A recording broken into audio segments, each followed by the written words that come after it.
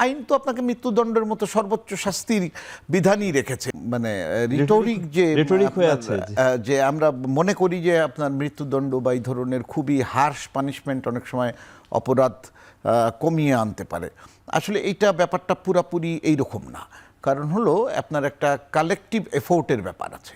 তার কারণ আপনার সোসাইটিতে যদি আপা যে কথা বলছিলেন যে বন্ডিংগুলো ভেঙে যায়, আমি জাস্ট একটা উদাহরণ দিই। একটা পরিবারে 4 জন সদস্য হয়তো এক রুমের মধ্যেই বসে আছেন, 4 জনের হাতে 4টা মোবাইল। তার মানে আপনার ইন্টারাকশানটা আর হচ্ছে না।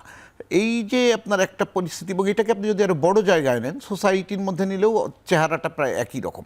এর ফলে কি হচ্ছে যে একটা ইন্টারাকশান হচ্ছে না, ওরা বরং খারাপ জিনিসগুলো আপনার এই ইন্টারনেট থেকে বা আপনার এই সোশ্যাল মিডিয়া থেকে নিচ্ছে। যদিও সোশ্যাল মিডিয়ার অন্য ভালো নিশ্চয়ই প্রভাব আছে, কিন্তু এগুলো দ্বারা যে উৎসাহিত হচ্ছে, সেটার ফলে কি হচ্ছে যে আপনার এই যে আমাদের শাস্তির যে ব্যাপারগুলো আমরা রেখেছি অপরাধের জন্যে, এইগুলো আসলে খুব বেশি টাচ করছে না এদের, যাদের অপরাধী মন বা আইনের দুর্বলতা নেই বা ফাঁকফোকর না। এটা আইন তো আপনাকে মৃত্যুদণ্ডের মতো সর্বোচ্চ শাস্তির বিধানই রেখেছে এই ধরনের অপরাধ যদি কেউ করে। অপরাধ তো কমছে, কিন্তু সেটার ফলে কমছে না। তার কারণ হলো অন্য যে বিষয়গুলো এটার সঙ্গে, মানে এটা তো একটা আপনার ধরেন সার্বিক বিষয়।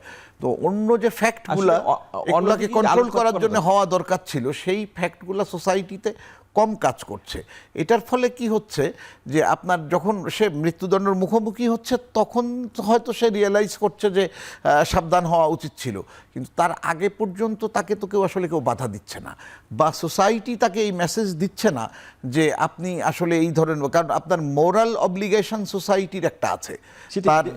আমি একটু উল্লেখ করি, সমাজে যে অশিক্ষা, তারপরে মাদকের ব্যবহার এবং দারিদ্রতা আছে, কতগুলো পরিবার গঠন মানে সেইভাবে যেটা বললো পরিবারে বুনন বা গঠন প্রক্রিয়া নেই, মানে পরিবার হয়ে ওঠার সুযোগ পেয়েছে।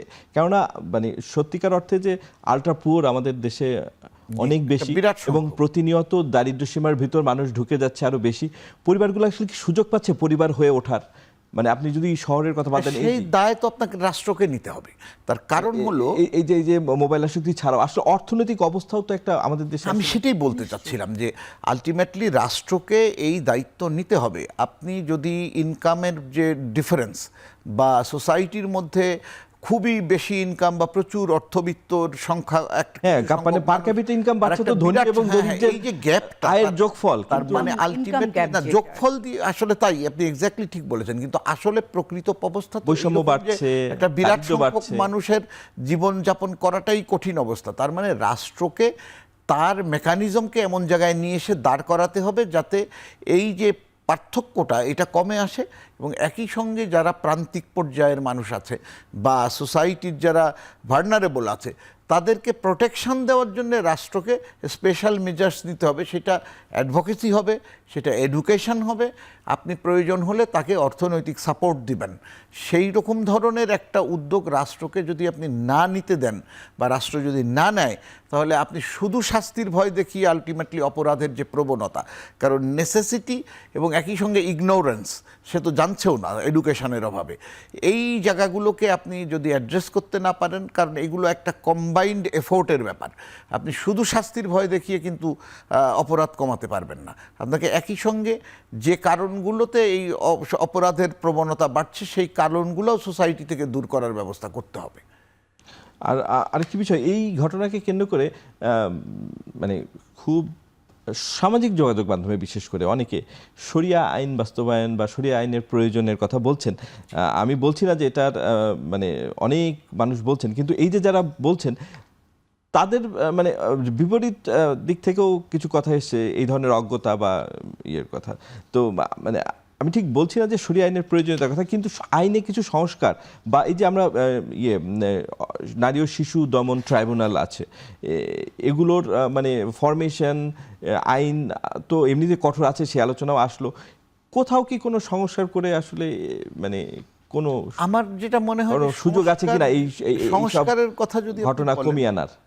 সংস্কারের কথা যদি বলেন, তাহলে যেটা করা দরকার সেটা হলো ওনাদের লজিস্টিক এবং সংখ্যা বাড়ানো দরকার। মামলার সঙ্গে সঙ্গে পৃথিবীর খুব মানে কম দেশই আছে যেখানে এত বিপুল মামলার জন্য এত অল্প সংখ্যক বিচারক, এরকম কিন্তু এই রেশিওটা আমাদের এখানে এবং খুবই। আপনি যেটি এর আগে আমরা আলোচনা করছিলাম যে লঘুমাত্রার মানে অপরাধগুলো আরবিট্রেশনের মাধ্যমে। জি, আপনি মানে আপনাকে যখন আপনার নানান শর্টকামিংস থাকবে এই ব্যাপারগুলোতে, আপনার অর্থনৈতিক প্রশ্ন আছে যে আপনি আরও বাড়াতে গেলে আপনার রাষ্ট্রের ব্যয়ের বিষয়গুলো আছে।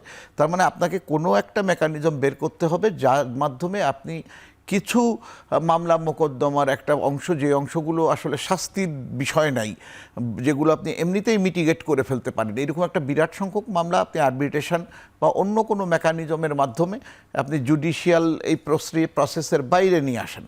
তাহলে কি হবে, এইখানে আপনি এই হিনিয়াস ক্রাইম যেগুলো বা বড় মামলা যেগুলো আমরা মনে করি যে সোসাইটিতে শক্ত শাস্তির নজির হিসাবে উপস্থাপন করা দরকার, সেগুলোর দিকে মনোযোগ দেওয়ার সুযোগ বেশি তৈরি হবে।